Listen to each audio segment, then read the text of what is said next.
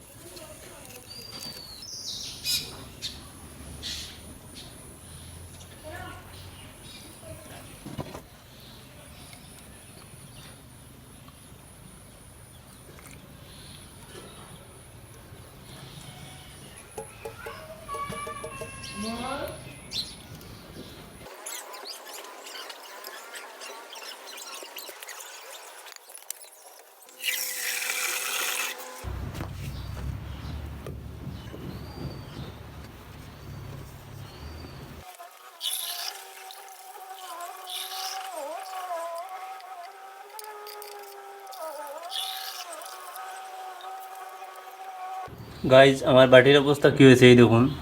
এখন এটি ছুটানো অনেক কষ্টকর হয়ে দাঁড়িয়েছে। এই দেখুন।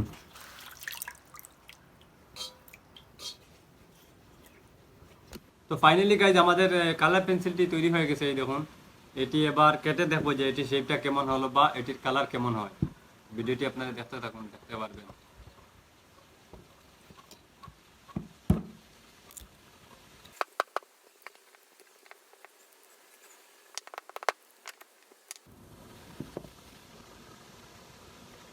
এই দেখুন গাইজ, কেমন হলো।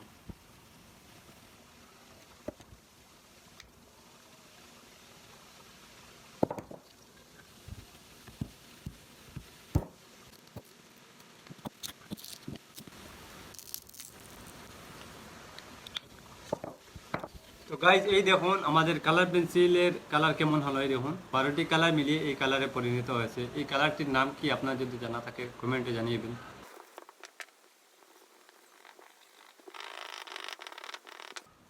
এই দেখুন গাইজ, এই তো আশা করি গাইজ আজকে কিছু নতুন দেখতে পেয়েছেন। তো ভিডিওটি আপনার কেমন লাগলো কমেন্টে জানিয়ে দিবেন। আর ভিডিওটি বেশ বেশ করে শেয়ার করে যাবেন, যাতে সবাই দেখতে পারে যে 12টি কালার মিলিয়ে কোন ধরনের কালার তৈরি হয়। আর ভিডিওটি এখন পর্যন্ত দেখার লাগি অনেক অনেক ধন্যবাদ।